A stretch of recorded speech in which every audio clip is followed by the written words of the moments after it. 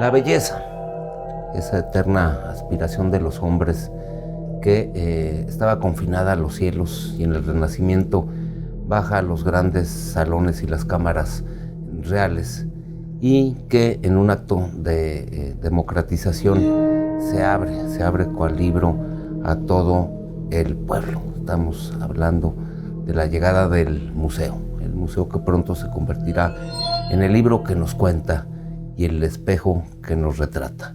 Bienvenidos a Babelonia Mal de Lenguas, quédese con nosotros.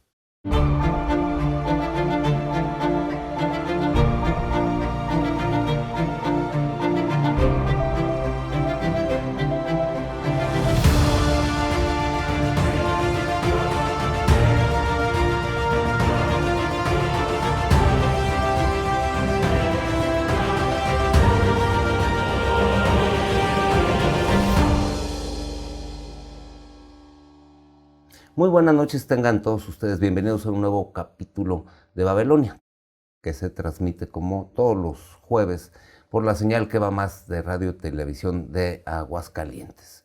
Y cambiamos de sede gracias a la hospitalidad de nuestro invitado de hoy, que es a la vez nuestro invitado y nuestro anfitrión, a quien saludo como promotor, patrono, inspirador de esta perla oculta que tenemos en Aguascalientes, que es el Museo Escárcega. Ingeniero Lalo Escárcega, ¿cómo estás? Muy buenas noches. Agustín, muy bien, y expresarte que es un honor, particularmente que puedas estar aquí, que podamos compartir, por varias razones. Primero, por nuestra amistad.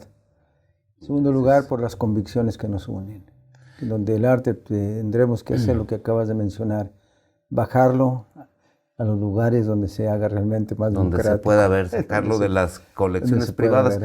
Sí, digo, primero, bueno, pues un museo al que me unen demasiados vínculos, el primero de ellos el de la amistad, y segundo el reconocimiento, primero a tu labor de un coleccionista que poco a poco fue haciendo una colección que ahora es muy importante, luego tu generosidad que te llevó a ir creando todo este complejo que hoy conforma el Museo Escárcega. Y bueno, pues la filantropía, la bondad de corazón que dice, yo no me voy a quedar con mis cosas para mi disfrute privado como se hizo en otros años, y abres este museo al público, lo llenas de personas ávidas de arte, de niños que vienen a los talleres, de artistas que hemos podido trabajar aquí, presentar nuestras obras, de músicos que tienen aquí sus recitales, de artistas con trayectoria, y hasta integrarte de una manera muy singular en la intensa vida cultural de nuestro querido Aguascalientes. Lalo, ¿cuántos años tiene abierto el museo como tal? Mira, inicialmente, como tú sabes, antes de abrirlo fueron muchos años, ¿no? Donde, parafraseando a Héctor de León, ¿recuerdas? Sí, claro. Sí, que un día me visitaba y se sorprende, después de ser sus amigos de la infancia de juegos, de fútbol, se sorprende. Pero en realidad empiezo hace 40 años a construirlo y abrirlo realmente, pues son ahora... Luego te voy a pedir que nos cuentes, yo te pedía la fecha de apertura del museo, sí, para ir a hacer un flashback a aquello que me has contado varias veces de cuando pudiste conseguir tu primer obra original. Pero el museo como tal está... Es en mayo del 2015, la apertura oficial. Estamos hablando de más de 8 años. Aunque antes ya hubo un año preparatorio, con algunas visitas, entre las que me distinguiste, una de ellas bueno, en el 2014. Aquí hay no solo está tu colección, sino hay una obra primero civil, arquitectónica, adaptar espacios, en un sincretismo muy peculiar, porque está integrado de varias fincas en distintos estilos, inclusive de una maravilla que son los sótanos, que eran aquellas bodegas donde se recibía del ferrocarril, sí, correcto, lo que luego Aguascalientes iba a comer y con lo que se iba... Pero evidentemente está también todo el trabajo museográfico, y aquí en tu biblioteca, donde nos haces favor de recibirnos, también un trabajo profesional de expertos en cómo manejar las bibliotecas, cómo ordenarlas, cómo hacerlas medianamente legibles. Pero sí quiero a partir de esa fecha regresar 4 décadas a aquellos tiempos en que tú, siendo estudiante en la Ciudad de México. Sí, sin duda. Tú recordarás que, bueno, mis antecedentes, mis padres, tú sabes, mi padre Ricardo Escárcega Rodríguez, pues vivimos y nacimos aquí en la colonia Ferronales, ¿no? En donde me fui a la Facultad de Ingeniería, te lo he comentado en varias ocasiones, en 1967. Me toca el movimiento incluso del 68, muy cercano al rector Barrosierra, ¿no? Aquella experiencia de la Marcha del Silencio, ¿no? Donde nuestras convicciones pues eran de buscar un cuidado a la autonomía universitaria. En ese proceso y estudiando, viene ya casi al término de la carrera, cuando empiezo a trabajar, había veces en que no podía venir, porque pues los medios, entonces me quedaba y me refugiaba en la iconografía religiosa. Me metí a los templos, San Francisco, Santo Domingo, la Profesa de los jesuitas. Ahí en el corazón de la capital virreinal. En la propia capital virreinal. Me sentaba, así como estamos tú y yo ahorita, en silencio. Y me provocaba una gran paz. Pensé que si eso me sucedía a mí, Agustín, a todos, empecé a decidir que estas sensaciones las tenía que transmitir, no las podía guardar, no podían quedar ahí en es decir, la belleza, el sentimiento, la generosidad, lo que se sentía, tenía que transmitirse, porque eso representaba una manera de vivir y trasladarla. Y así empezaba. Y luego después, con los centavos que tenía, me iba a la zona rosa. ¿Recuerdas aquella hermosísima zona rosa? Sí, tan degradada desafortunadamente, pero que en los años 60, 70, fue el corazón palpitante de una capital que se volvía cosmopolita, porque ahí llegaban los extranjeros, estaban, pues los restaurantes de moda, ahí iba aquella llamada jet set. Sí. Pero además también acuérdate que además de los grandes restaurantes extraordinarios, las galerías. No, digo, porque empezó a llegar, ahí se juntaban los estudiantes de la UNAM, llegaban los artistas de fuera, y te digo que se convertía en cosmopolita, y hablaba de la jet set, porque la jet set, ahora que no suena otra cosa, era la gente que tenía los posibles para subirte a un jet. Sí. Cuando los viajes aéreos eran. Y entonces, bueno, pues era el corazón palpitante de una ciudad que se abría al mundo, y que en el mismo contexto del 68 también se abría a los nuevos pensamientos y superaba una necesaria pero ya agotada etapa posrevolucionaria. México vivía pues un proceso que tú viviste, que es el de que se vacía el campo, el medio rural se vacía, se urbaniza el país, y de repente tenemos una gran ciudad con grandes vías, con metro, con la bella zona rosa, desafortunadamente hoy tan degradada. Sí. Y aparecen también la producción de muchos artistas extraordinarios, y en la propia ruptura, ¿no? Esta generación que pues todos conocemos. Pero entonces me acercaba a esas galerías. Había recuerdo, Agustín, mira, estaba Alicho Macero, te recordarás, los hermanos Arbil y... Pita Amor deambulando por ahí. No, esa es otra historia que la vamos a tener que platicar en especial, de aquel homenaje que le hice en el Teatro Reforma antes de morir. Pues mira, Agustín, ahí entonces iba a las galerías y tenía que comportarme de dos maneras. Una, como si compraba ya libros en aquellos vendedores de libros que te los dejaban a crédito, y luego iba de nuevo el vendedor con su maletita así era, una maletita de libros, y le iba uno pagando el libro. Te recordarás, pues así empecé a hacer también la biblioteca. Entonces, y ya era una forma en que me visitaban para irle comprando sus libros y le iba pagando una bolsa. Pues no fue diferente. Acá entonces también hacía lo mismo. Bueno, me puede vender esa obra, ¿verdad? Bueno, pues yo creo que me veían alguna vez la cara con mis oraciones. Sí. Y así fue. ¿Qué fue lo primero que adquiriste? Es un Corsas. Francisco Corsas. Una preciosidad. Sí.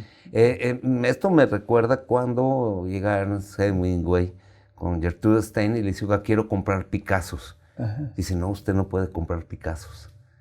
Dice, ¿por qué? Dice, primero porque tiene esposa. Segundo, porque no creo que su esposa se quiera vestir de pana, que la pana era un tejido muy humilde.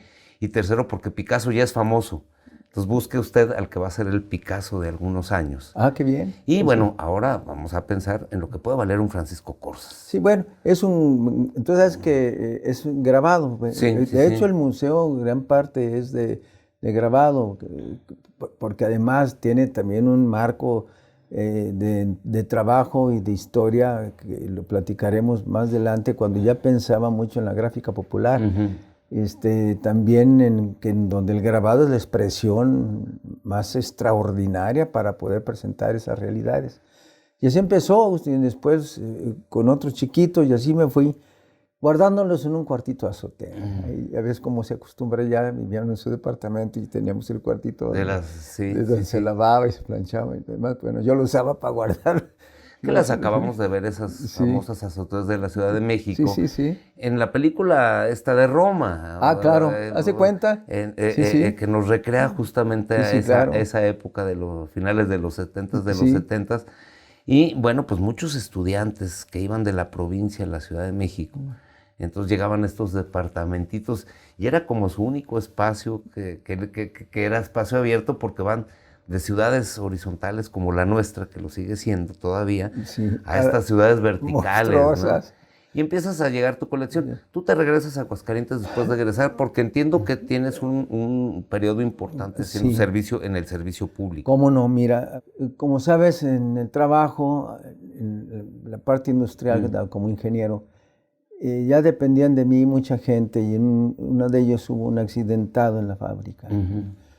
Y me provocó mucho disgusto que al empezar a revisar no teníamos una manera de respuesta, hasta como instituciones, a este tipo de problemas. Y me puse a indagar qué había en las cámaras. Entonces me fui primero a las cámaras industriales y encontré muy poco. Quizá lo poquito que encontré fue en el Centro de Educación Obrera allá en Cuernavaca, STM, pero en las cámaras muy poquito. Entonces dije, bueno, ¿a quién le preocupa el que la gente se accidente en este país? La seguridad en el trabajo. La seguridad, los riesgos, Agustín, en el trabajo. Lalo, vamos a hacer nuestra primera pausa, si te parece. Vamos a quedarnos justamente en esta otra de tus grandes preocupaciones, que es la que te ocupa profesionalmente. Pero hacemos una pausa y regresamos en Babelonia Mal de Lenguas con el ingeniero Eduardo Escárcega. Nada, doctor. Solamente decirle que en este país a nadie le importa el cuidado y la vida de sus trabajadores, ni a su jefatura. Jovencito, está muy sentido usted.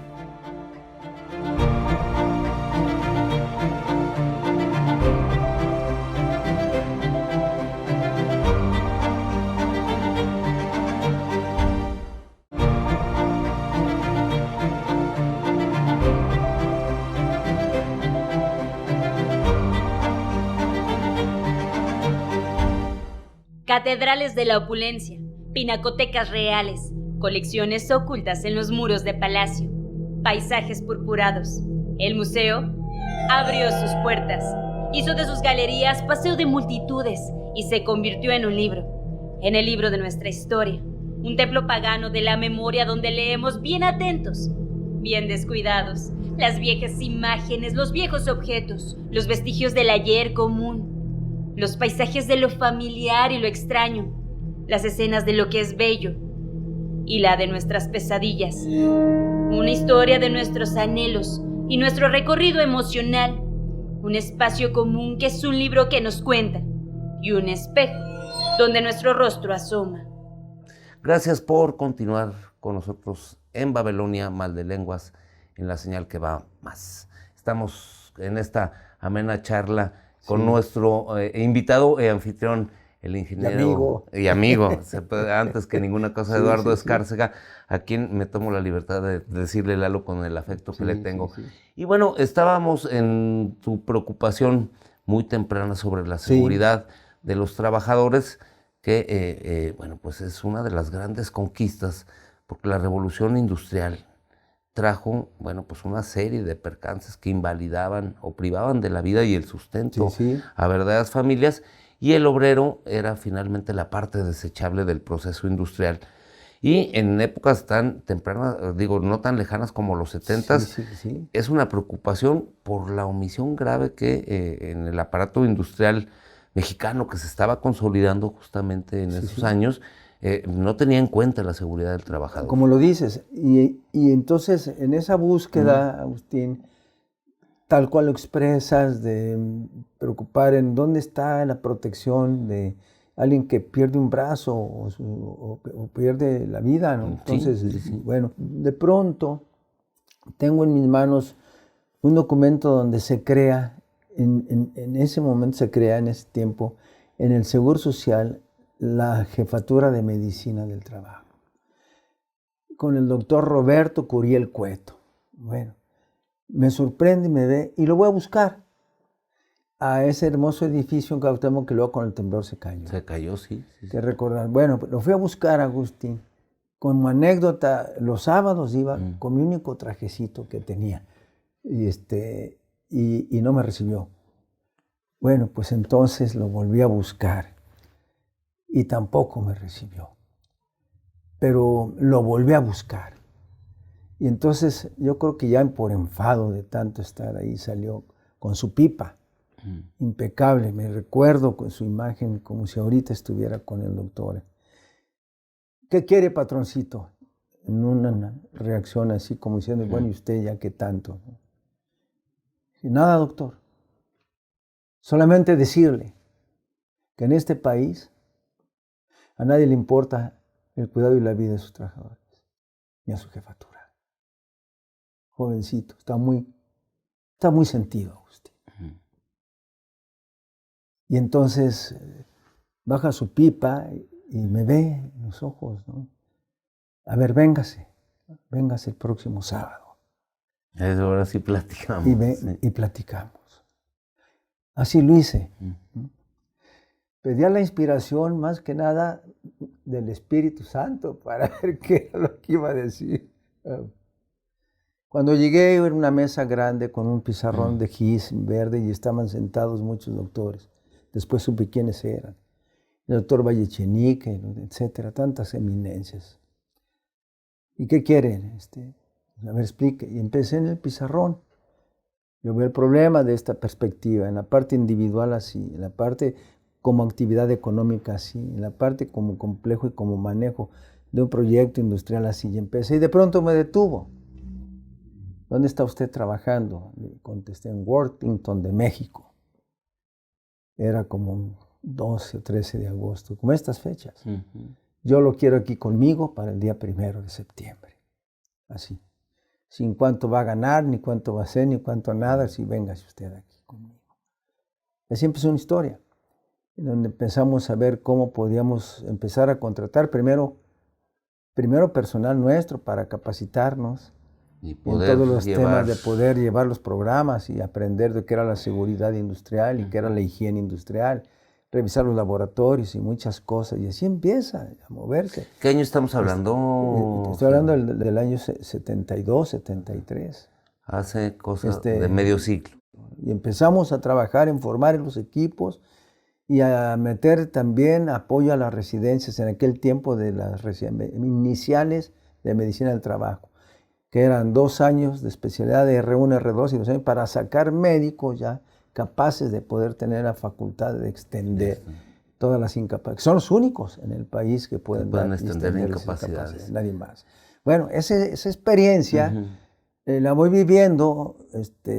Me mandan a trabajar a un viaje a Europa y cuando regreso me encuentro con que me dicen, ya no se presente usted en su oficina ahí en el centro médico, que usted vaya a Reforma, porque vaya usted ahí con el director general.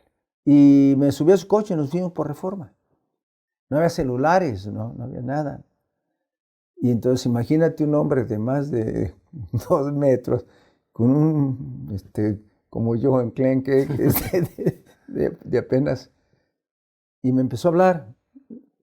Mire usted, ingeniero, en este año tuvimos 350,000 accidentados en este país, de los cuales el 40% va a quedar incapacitado para siempre. vamos a crear una estructura, una jefatura que va a depender de Jorico y de mí para empezar a atender esto. No le estoy pidiendo su permiso. Estoy ordenando, usted va a ser el titular de esa jefatura. ¿Te puedes imaginar esa experiencia? Quisiera cuando me imaginármela. pasan cosas como esa, lo único que hago es empezar a rezar. Y entonces, bueno, me dice, y le voy a poner su chofer, que es el chofer del licenciado Porfirio Muñoz Ledo. Por cierto, aprovecho para expresarte en paz descanse. Recién fallecido. Recién fallecido. Él anda en el grupo 77 ahorita en Nueva York, que así se llamaba, los no alineados. Recordarás esa historia, ¿no? De los países no alineados en los bloques soviéticos. Y esa época era la época que estaban en circunstancias. Y sí, don Otilio fue mi chofer durante 14 años, ¿no? Y recuerdo, te comparto una anécdota, Agustín. Nos rebasó un coche por el Museo de Antropología y nomás me volteó a ver, esa voz bárbara que tenía, impactante. Nomás le recuerdo algo, ingeniero. A los jefes no se les rebasa ni en carretera. Sentí algo un poco incómodo porque mis papás, Agustín, me enseñaron a ser muy educado en todos estos órdenes. Yo respeto mucho. Si ves cómo trato allá al supervisor, y me voy subiendo, si hay que hablar con el gerente, hablo con el gerente, y los lenguajes cambian, o en el consejo, donde sea. Pero le entendí claramente lo que me quiso decir. Que en el puesto en que iba a estar, yo no podía tomar decisiones sin consultarse. Y con su misma voz me dijo, bájese. Entonces, bueno, recuerdo el pedacito del Museo de Antropología y la fuente de petróleo donde me bajé, ¿no? Atravesarme, ahí a tomar una combi, ahí cerca de Bosque Chapultepec, ahí, al edificio, ahí en Reforma, en ese edificio hermoso que está entre el Ángel de la Independencia y los Niños Héroes. Lo recordarás, que está dividido en dos, donde están los elevadores y las pinturas de González Camarena. Sí. González esa Camarena. Pintura impresionante, ¿no? Sí. No, estamos hablando del corazón de una ciudad que, bueno, pues ahora se ha desbordado. Sí. Lalo, un poquito, bueno, sabiendo que esta ha sido tu trayectoria hasta ahora mismo, te sigues dedicando a los asuntos de la seguridad en el trabajo, vas alimentando tu pasión. Sí. No secreta, no es un placer culposo, sino tu pasión personal, que es coleccionar el arte. Sí. ¿Cómo va creciendo esta colección, que ahora es inmensa? Sí, fíjate que aquí es dos cosas. Una es, por sí, este esfuerzo planeado de ir viendo con ciertos pequeños recursos, cómo se hacen las cosas, como lo expresaba ahí, lo definió muy bien ahí Héctor. Me dice, Eduardo, te observo así como que las cosas se echan en silencio y a fuego lento. Así ha sido. Entonces, una por ese lado. Pero el otro, Agustín, pues han sido mucho las circunstancias, no sé cómo llamarle, te lo voy a expresar de esta manera, cómo logro esto. Aquí puedes ver en la biblioteca que está la colección de Ernesto Sábato. Tú ya sabes más que nadie quién es este gran escritor argentino que hizo El túnel y tantas cosas más, ¿no? Y el último libro, que es La resistencia. Y entonces le preguntan, Agustín, fíjate bien, por eso te lo voy a contestar como él, de la misma manera. Oiga, ¿cómo es que usted sobrevivió a tantas adversidades que pasó? Recordarás tantas cosas que pasó. Dice, bueno, mire usted, unos dicen que por la chiripada, otros que por la buena suerte, otros que por las circunstancias. ¿Usted cree en los milagros? Así les contesto. Esto es eso, Agustín. Porque se va dando de esta manera, ya en donde estoy, en ese lugar, por mi propio trabajo y las relaciones, empiezo a tener amistades. Le encargo a Federico Ortiz Quesada, que era el esposo de Marta Chapa en ese tiempo, que me escriba un par de libros, que aquí están, La muerte obrera y otros dos más. Después Marta metió un gran aprecio y bueno, pues tú recuerdas, hasta me mandó un cuadro de regalo último donde va la manzana entrando a la caverna. Sí, las famosas mundialmente manzanas de Marta Chapa. Y te fijas cómo se va empezando a nutrir. Ya son con donaciones, pero ya con amigos, con la gente de esa forma, en donde se van conjuntando todas estas partes que ahora se llaman por partes milagrosas. Pero el asunto de las colecciones particulares, cuando van creciendo en volumen, es que, bueno, toda la obra gráfica, la escultura, etcétera, ocupa espacio. Sí. Dicen que el saber no ocupa espacio, sí, claro, ocupa. sí. Pero las obras, y luego sobre todo las obras de algún formato de mediano, empiezan a ocupar espacio. ¿Dónde vas tú? Porque luego en una vivienda normal No. hay un problema que se llama la ausencia de muros. Y entonces pasa que, bueno, están los cuadros que más quiere uno, que más le significan, etcétera, son los que están colgados de los muros, pero empezamos a acumular cuadros en los baños que no se usan, en los trasteros, en los pasillos, y entonces es obra que finalmente está un poquito ahí, pero que necesita. ¿Dónde vas guardando esta colección? Un lugar donde vivir. Sí, un lugar donde vivir, donde habitar. Donde habitar. Donde mostrarse, porque un cuadro detrás de otro cuadro. Sí. Me recordó aquella imagen muy bíblica que no es muy lo mío, pero dices, bueno, no prendes una lámpara para ponerla abajo de una mesa. Sí, claro, sí, para que tenga un sentido. Sí. Mira, usted, eso sale también por la providencia. Vengo y en una de las venidas veo que está vendiendo una casita ahí en Pensador Mexicano con su letrero. Entonces veo y entonces hablo al dueño y le digo que si le venden, que sí, lo espero. Llega y ahí mismo nos ponemos de acuerdo y ahí mismo le digo, pues ande, ahorita le pago, ahorita vamos a hacerlo. Y ahí enfrente estaba la notaría de la 40 antes ahí de uno de mis amigos y ahí nos fuimos ese mismo día. A hacer la escritura. Así empezó esa parte. La primera casa que está aquí en Pensador que tú conoces. Vamos a marcar un hito aquí con esta primera casa porque vamos a hacer la segunda de las pausas. Yo le pido que continúe con nosotros en esta muy agradable charla con Lalo Escárcega aquí en Babilonia Mal de Lenguas. En cuanto a cómo está distribuido el espacio y cómo va descubriendo, porque aparte es un museo que te guarda con sorpresas acechantes, a recorrer pasillos, a subir elevadores, a bajar escaleras, y esto se vuelve toda una experiencia inmersiva.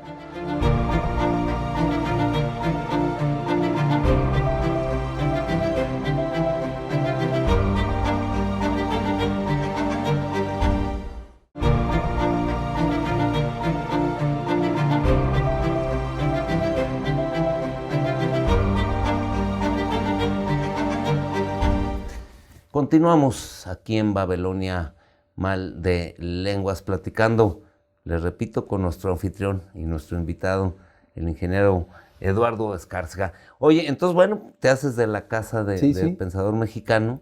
Viejita, vea, y empezarla a arreglar. Y empezarla a arreglar y, bueno, dices, bueno, ahorita la necesito para meter ahí una colección que va creciendo.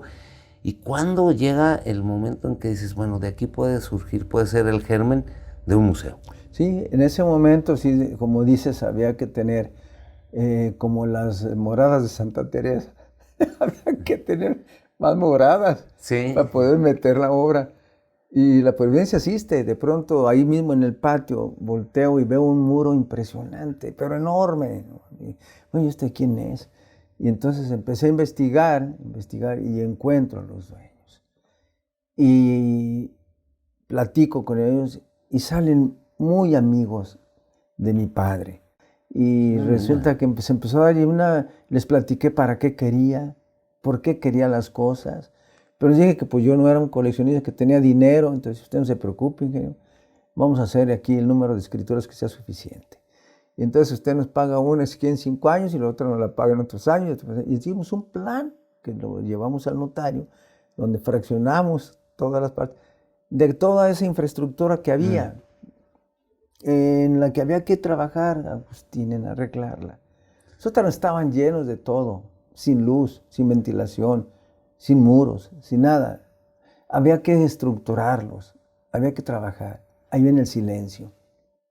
Después de esa acción generosa, generosísima, en que yo tengo una gratitud inmensa y que jamás la voy a dejar de tener, viene el proceso de habilitar todo, de no salir nunca a exhibir nada hasta ir preparándolo, con los peculios, con los recursos que podía disponer.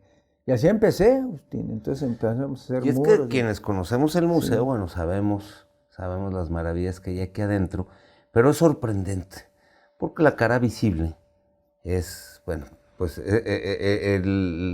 la fachada de la esquina, que donde está el logo, etcétera, y entra uno al vestíbulo, pero luego penetra en una imagen muy borgiana que nos recuerda primero la imagen del libro, la biblioteca esta de Babilonia, porque aparte vas uniendo fincas de distintas naturalezas y arquitecturas, y esto implicaba, entre otras cosas, integrar en una unidad. Y bueno, pues una cosa son los sótanos, otra cosa es la casa muy deco por la que ingresas, otra muy distinta, aquí donde estamos en la biblioteca, el taller, los patios de talleres.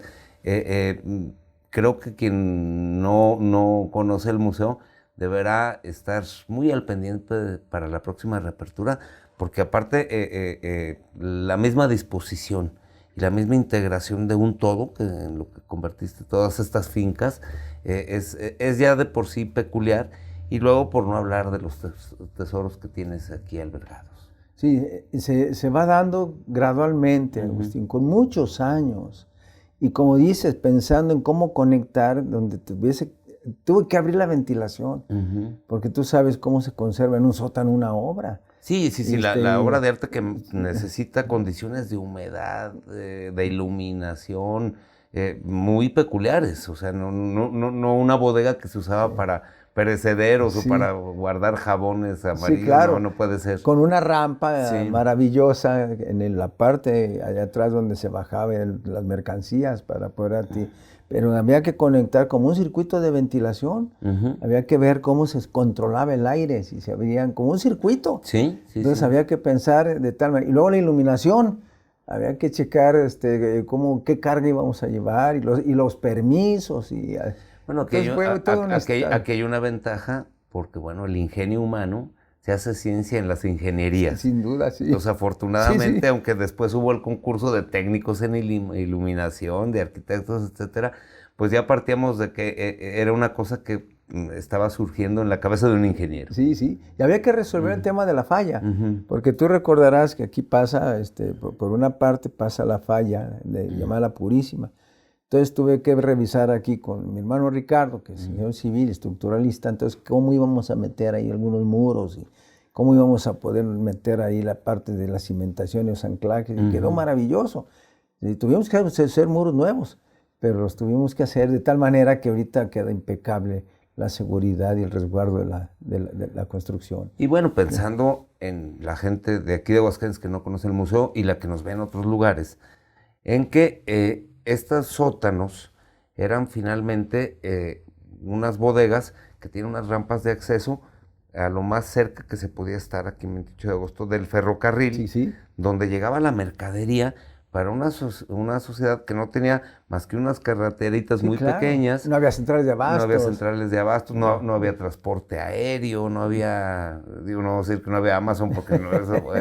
Entonces, así llegaba periódicamente los jabones, las pastas de dientes, el género de tela, mucha de la comida que consumía la ciudad, y entonces estaba dispuesto para eso, y se logra una obra de rescate industrial, ahora tan de moda, que exigen estos museos nuevos por los grandes formatos. Y conserva, Agustín, todo lo que había que respetar.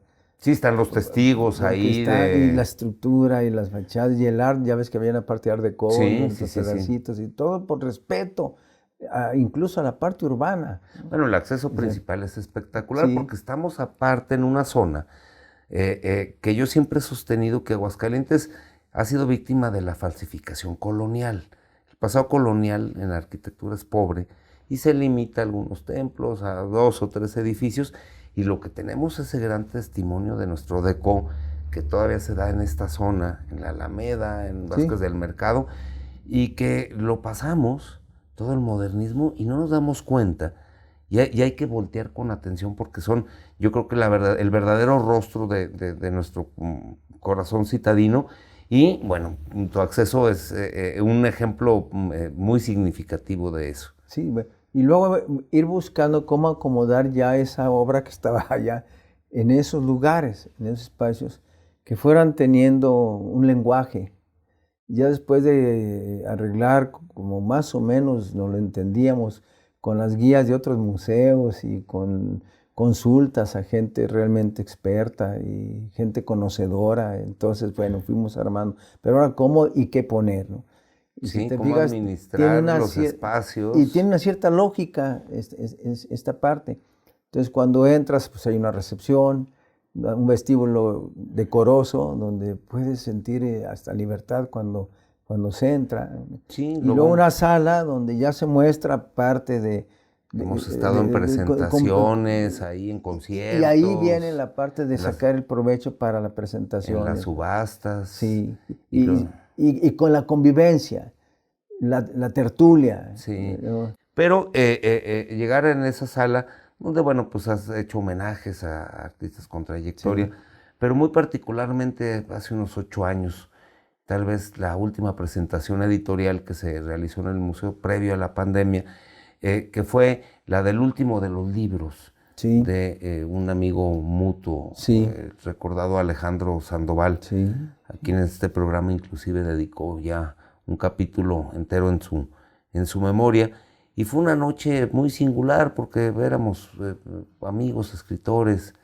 Yo recuerdo aquí la presencia de Patricia Ortiz, de Pilar Ramírez, de Fabián, que nos acompañó en el homenaje, de Marián, sí, cómo no, a quien le tenemos todo el aprecio, de Alejandro, que sigue presente, sí, aquí.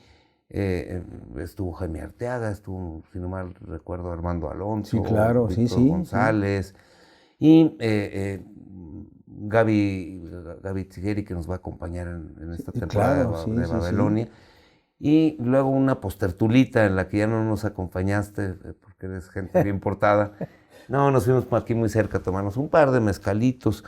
Y esa noche me despedí por última vez de Alejandro. Todavía pude hablar con él por teléfono. Las últimas veces para hacer una presentación que no era ya de él, sino de un libro mío que él me iba a hacer el favor de presentar. Se viene la pandemia y bueno, pues que le vamos a platicar a la gente de lo que se vino. Pero bueno, está esa sala donde también tuviste una subasta espectacular con aquel gironel ya que tienes por ahí. Y luego empezamos a penetrar espacios, a recorrer pasillos, a subir elevadores, a bajar escaleras. Y esto se vuelve toda una experiencia inmersiva en cuanto a cómo está distribuido el espacio y cómo va descubriendo. Porque aparte es un museo que te guarda con sorpresas acechantes detrás de cada meandro, porque luego es un fluir. Recorrer este museo es una experiencia que los minimalistas pusieron muy de moda, la experiencia física de recorrer, de dar las vueltas, de sorprenderte con lo que vas a encontrar.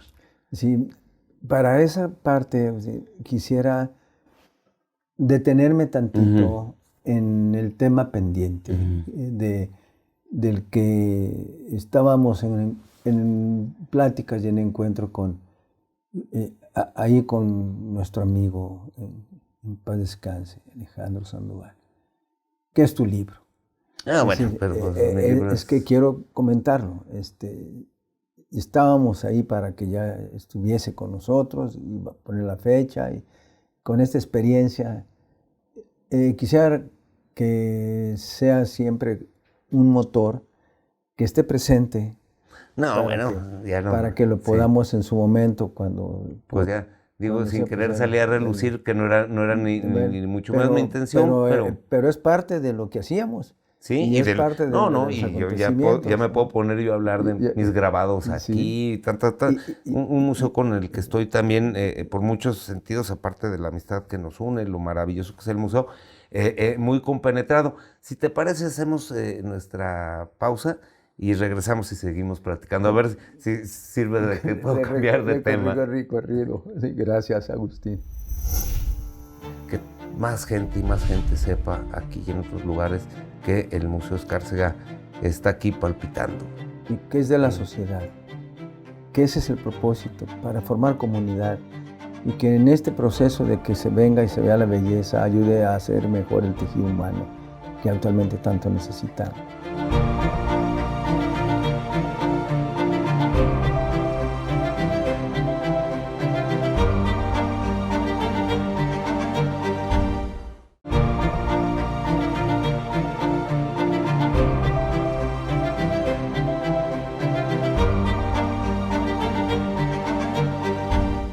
Continuamos en Babilonia Mal de Lenguas. Y antes de seguir nuestra charla, nos tomamos unos instantes para hacer nuestra habitual visita hasta España con Agustín Emilio Morales de Lara, quien nos habla del verano cultural en España. Ya regresamos. Estupendo día, pues bueno, el verano da tregua en la agenda cultural española, pero distintos museos ofrecen atractivos espacios donde parar. 3 de los numerosos jardines que poseen los espacios culturales en Madrid. Primero que nada tenemos el Café del Jardín del Museo del Romanticismo y bueno, pues una colección extraordinaria con más de 1.600 piezas, entre las que figuran vajillas, instrumentos musicales, muebles y pinturas del romanticismo. También tenemos el Jardín de Arzábal, un restaurante en pleno Museo Reina Sofía, ubicado en un muy agradable jardín. Finalmente tenemos el Jardín del Museo Sorolla, que es una joya imperdible. Este museo, que originalmente era la casa taller del pintor Joaquín Sorolla, presenta un jardín de más de 300 metros cuadrados en pleno centro de Madrid, en el barrio de Chamberí, y bueno, es una de las joyas del barrio, así que bueno, si tienen la oportunidad, 100% recomendada su visita. Y bueno, dando las gracias a Agustín Emilio, reanudamos nuestra charla con el ingeniero Eduardo Escárcega aquí en su museo, en su inspiración, en su gran legado para Aguascalientes, que es el Museo Escárcega. Pero bueno, pues vamos a tratar de que nos cuentes cómo es la disposición para que la gente que no lo conoce se haga una idea y muy pronto esté muy deseosa de venir a disfrutar de la gran experiencia del Museo Escárcega. Sí, muchas gracias. Mira, Agustín, pues bueno, trataba de hacerlo mucho en comunicación con los propios artistas, porque en el tiempo fui creando una amistad muy grande. Por ejemplo, con el maestro Rafael Cepeda. Cepeda, que tiene un espacio muy singular dedicado a él. Muy grande. Entonces, platicando con él, ver cómo podía hacerle un lugar en donde estuviese su obra, pero también estuviese él. De tal manera que la estoy poniendo en un sitio especial, pero en conversar y en su disposición y en su deseo grande de muchas cosas como amigo también. Del mismo modo, lo hice con varios más, con el maestro Octavio Bajonero. ¿Cómo está lo de Bajonero? Le decía, Octavio, hemos producido aquí en el taller todo un conjunto de trabajos que vamos a darle un espacio para ti. ¿Qué te gusta? Él siempre con su sencillez, pero siempre pegado al tema de la muerte, etc. Entonces creamos esa parte hermosísima del Zompantli, con esas 100 piezas que hizo. Y luego está el espacio de Patricia Enríquez. Y luego viene Patricia, pero es que todas las voy haciendo en comunión con ellos. Es decir, Joel también. Y le hago la sala de Patricia. Y luego con Joel Rendón. Igual, a ver, Joel, ¿qué hacemos? Y dice, bueno, y ahora, incluso hasta montamos, una de las que tenemos ahorita, pues es la que el maestro León Portilla le invitó para ilustrar su libro de erótica náhuatl, que es una de las salas, más bellas de Joel. Que luego la sala dedicada al arte religioso, que es una capilla a la vez. Sí, porque es justamente aquella primera expresión que tengo, que la sigo buscando, porque la paz está ahí en el silencio. Y Dios nos habla a todos de alguna manera. Ahí está.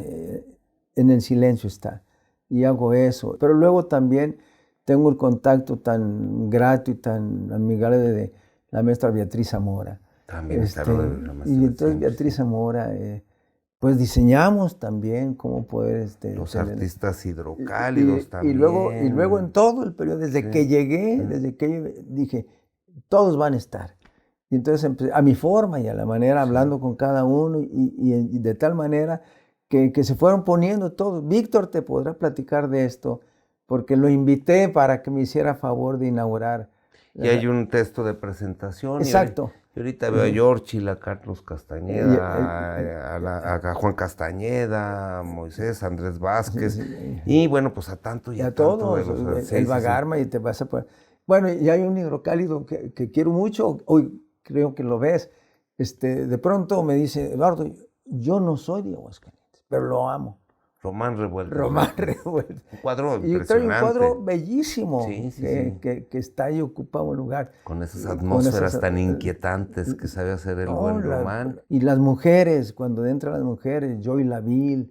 Sí, allá en el taller de grabado hay unas sí. maravillas de Joy. Uno de los cuadros más musicales que yo he visto en mi vida es una litografía de Joy Laville que está ahí en el taller de litografía que tienes, donde te digo, bueno, pues yo tuve el gusto, siempre te lo pedí, decía, mire, yo quiero un día trabajar por el silencio, por la luz, y estuve ahí meses metidos ahí haciendo producción En un momento importante. Pero volvamos a lo que hay de ahí de Joy Laville, de esta grabadora. Marisol Gorner Bass, que sí, es sí, también, y como tú sabes, que donde tengo su obra inicial, ahí que también, entonces, van pensándose de acuerdo cómo se va dando la forma, los modos. Y luego el tema de cómo juntar aquel movimiento extraordinario de la gráfica popular, ¿no? Y en donde me dedico a investigar y muy cercano a ellos en muchas cosas, que por cierto te quiero regalar para que lo tengas, lo que ahorita actualmente tenemos y que me dio un gran gusto poder contribuir, colaborar con el ICA, con la institución y particularmente con el Museo Posada. Que no es la primera vez que obra de tu acervo se es dada en préstamo al Posada y a otros espacios para que pueda también salir, que es una práctica se comparta, habitual de los museos, decir, pues, y que es mi vocación de compartirla. Lo acabas de mencionar, es decir, no pueden estar encerrados, nada, nunca. Tienes que estar a la vista a la gente. Y bueno, se hace excepción a partir de la gráfica con Pablo Higgins, en donde es toda una historia, pero alrededor, todos los que lo rodean, que aquí también tengo esa parte, donde tú recuerdas a Alberto Beltrán, a Meshack, y entran Leopoldo Méndez, ¿no? Entonces, la generación esta maravillosísima del taller de grabadores que aquí están dos salas de ellos. Y que se ha podido ver en algunos otros museos, porque bueno, yo tengo que ir administrando un poquito el tiempo y quiero ir a lo siguiente. Se viene la pandemia y bueno, desafortunadamente han de cerrar los espacios públicos. Y bueno, pues el museo no cierra como tal. Hay actividades, yo te digo que inclusive trabajé, por ahí anda Carlos trabajando también, has hecho eventos, pero de cara a la reapertura estás intensificando. Primero tuviste recién anoche esto del el certamen. De la premiación de los dos certámenes. De dos certámenes, uno de pintura y fotografía a propósito del quincenario. Sí. Veo que los fines de semana que hay unos eventos muy interesantes donde la gente se puede venir a manera de taller a hacer pintura guiada y se pueden tomar alguna cosita y yo veo que la cosa está muy concurrida y muy animada. ¿Y tienes proyectado ya alguna fecha tentativa para abrirla o vas a esperar para ya reabrir las puertas de manera tal, estoy esperando el término del año, mismo que me va a permitir hacer las obras de mantenimiento y de todo lo que ahorita todavía que aparte queda. Son permanentes, siempre un lugar tan amplio con tantos recovecos, escaleras, pues siempre cuando no falle una luz ahí, y me consta que siempre está. Y revisar en la planeación con los recursos que disponen, qué podemos hacer, pero la intención es estar presente. Como has dicho, se tiene que compartir, como la propia vida. No se puede guardar nada. Decir una cosa, lo que tú no la vas a decir, porque aparte de generoso eres extremadamente modesto, de que este museo no depende de ninguna fundación, no tiene subvenciones públicas. Hay un grupo de patronos que a veces ayudan, a veces no, pero realmente es un esfuerzo personal tuyo. Esto es obra de tu generosidad y luego pues ha dado ya a lo largo de estos años formación a muchos niños. Tienes un foro que tiene un foro que es motivo para que se expresen manifestaciones diversas del arte. Y digo, la verdad que todo esto, siendo muy loable, es doblemente admirable y digno de consideración, porque es un esfuerzo personal tuyo. De hecho, que nos abras las puertas, luego hay muchos espacios públicos dedicados para eso, pero yo quería primero abusar de tu generosidad y segundo, pues contribuir en cuanto a que la televisión nos permita que más gente sepa aquí y en otros lugares que el Museo Escárcega está aquí palpitando. Y que es de la sociedad, que ese es el propósito, para formar comunidad, y que en este proceso de que se venga y se vea la belleza ayude a hacer mejor el tejido humano que actualmente tanto necesitamos. Pues mira, tenemos experiencias muy singulares de ciudades que centraron sus desarrollos urbanos en la integración de sus acervos artísticos con resultados tan singulares como el de Medellín, Colombia, donde los índices de criminalidad, siempre y cuando el arte y la cultura sean entendidos con el sentido que tú les das. Desafortunadamente, como todo lo humano, se puede desvirtuar y se le puede dar otros sentidos y empezamos con asuntos que tienen que ver con las disputas políticas, las camarillas, y el sentido de decir, esto es mi contribución para crear comunidad, creo que es lo más con todo lo admirable que es el espacio físico, el contenido cultural, creo que es lo más admirable. Nos tenemos que ir, Lalo. No, bueno, déjame darte las gracias, platicar Agustín, aquí horas y horas. Horas y horas. Darte las gracias, expresarle también, reiterarle a Alberto Romero igual, el por estar aquí, Israel, haber estado también aquí, y que como tú sabes, Agustín, todo lo que tú estás desarrollando y has hecho, es igual con tus convicciones. No tienen otro fin más que poder amar y servir. Pues sí, claro, te agradecemos muchísimo. Te agradecemos, vamos a hacer toda la temporada de Babelonia aquí en este espacio privilegiado. Te reiteramos nuestra gratitud. Y a ustedes quiero agradecerles su presencia esta noche e invitarlos a que el próximo jueves en punto de las 9 de la noche nos acompañe en un nuevo capítulo de Babelonia Mal de Lenguas. Gracias y buenas noches.